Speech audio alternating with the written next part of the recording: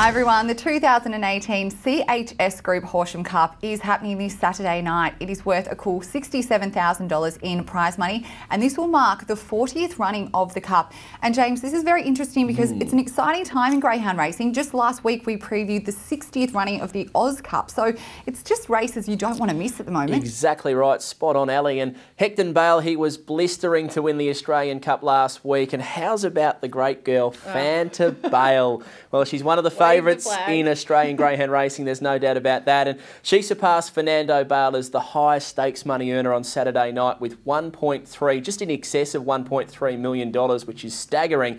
But speaking of highest prize money earners, we look at Aston DB. He's 5th on the list and he's jumping from box 8 in this week's Horsham Cup. Okay, well, let's have a look at that box draw and tab odds. In box 1, Jimmy Neewob, $3.80. In 2, Out of Range, $6.50. In 3, Super Sook, $71. In 4, Tiempo De Niro, $7.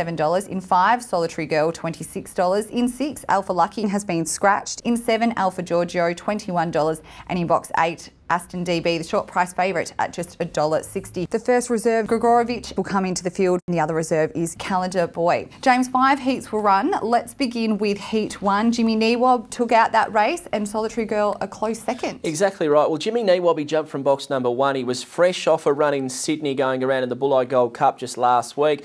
I thought he wasn't fantastic in winning. I don't want to be harsh on the greyhound. He went 27.29, which, as we saw a couple come out later on in the heats, they went a bit faster, but he did control the race. He did what he had to qualify for the final, and I think going into box 1 in the final, well, that brings him into calculation. Solitary Girl, she was a really good run in second placing. She was cut out going to the first corner. I liked the way she attacked the line. She really fought the race out, just drawn really awkwardly in the final. All right, let's move on to Heat 2. Alpha Giorgio took that one out. And he just began beautifully. Alpha Giorgio jumped from box number 3. He cruised straight to the front.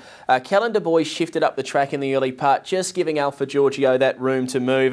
And once he'd gone through to lead, he was just a little bit too good. Now, I guess the question mark is he going to get that soft run to the front, jumping from a wide draw at Horsham in the Cup? We'll have to wait and see. And let's move on to Heat 3. Tiempo De Niro defeated Out of Range. It was an interesting heat, this one, because we look at Tiempo De Niro. Now, he was the on-top selection I had in the Warragul Cup a couple of months ago at a massively big price.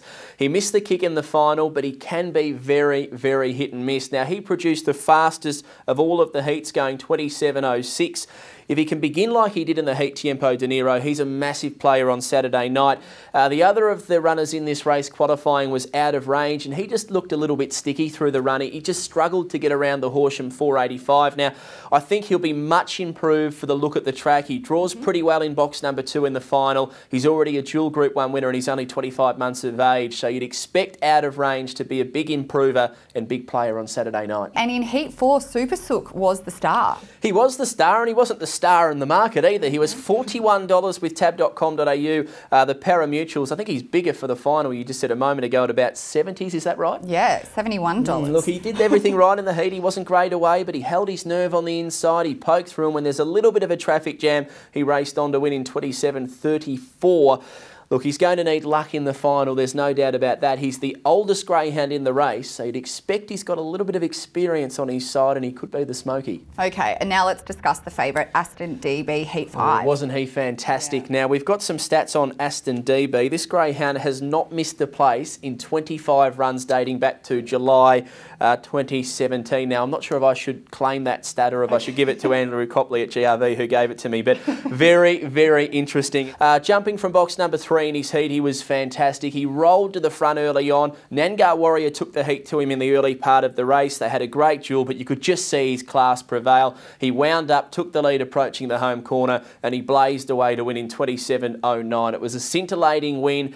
He just looked back to his best in the sense that he began quickly, and I guess dropping probably a little bit back in class going to a Horsham Cup after running in some of the biggest races nationwide. So, look, he's going to be a big player. He jumps from box number 8, and potentially that could be a little bit of a concern. All right, well, I'm intrigued to see your selections, but before we move on to that, you think some of the dogs in the inside boxes have the advantage at Horsham? Well, we had a little look at the stats since the track reopened, or at least the last 146 races or thereabouts. Now, what I looked at was the winning boxes. Now, box number 1 has won 24 times, box number 2 27 times, right down to box number 8 at 12 wins from the last 146 starts. So there's clearly a favouritism, or at least I guess a dominance to the inside boxes, just on the way the track's based and potentially the distance into the corner and a couple of different things. And then I went back through the heats and noticed that every heat winner came from the inside 3 boxes. So potentially when you're getting these good dogs that can all run, I think there's a little bit of an advantage just being closer to the rail. That makes me a bit nervous for Aston DB. Yeah, I know, that's the concern, isn't it? Because if he draws 1, 2, 3, there's no doubt you're tipping on top. And he's $1.60, was that right, yes, Aston DB? Yeah. I mean, that is a very short price for what is a high quality field. And hence the reason, Ellie, I'm going against the fave once again in the Horsham Cup. I've gone 2, 4, 8 and 1. I'm tipping number 2 Out of Range. Now, I didn't speak, I guess, overly positive about his heat run just moments ago, but what I think is going to happen is he's going to improve a lot coming into this Saturday night's race.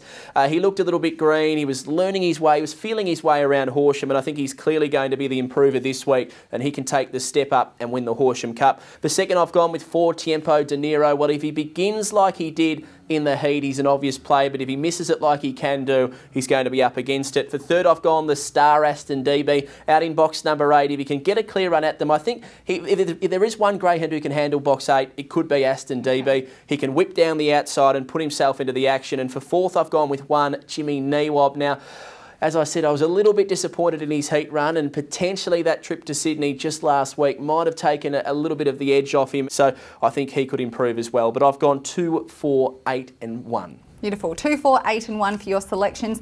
Now let's simplify it for the punters. What about your $20 suggested bet? Well, my suggested bet, I'm going to box the Quinella with those numbers 2, 4, 8 and also number 1. I just think they look the main 4. They're pretty short, but I think Tiempo De Niro represents a little bit of value. I think Out of Range also represents a little bit of value. And if Aston DB doesn't finish top 2, the Quinella could pay a juicy little dividend. Oh, I'm excited for this race. I think it's going to be a really good one. To be honest, Ali, I think it's one of the harder Horsham Cups, or one of the harder provincial cups we've looked at in a while. I mean, it's a track that can be a little bit hard to get around sometimes. Horsham, big open corner, long straights. It's an intriguing event. I think there's a stack of winning chances. Absolutely. A lot of value in the market, not so much value in the market. Yeah. I think you've had your work cut out for you as per usual. Exactly right. Just depends where you're looking. If you're looking at Aston DB, I don't doubt he's the one to beat, but at $1.60 or thereabouts, I think we take him on in the Horsham Cup and hope for a little bit of value. Absolutely. Well, it's a night not to be missed this Saturday for the 40th running of the Horsham Cup. You'll be there doing Punters Club. Punters Club, MC, and look, if Out of Range wins, you'd have to say the Punters Club will end up in front.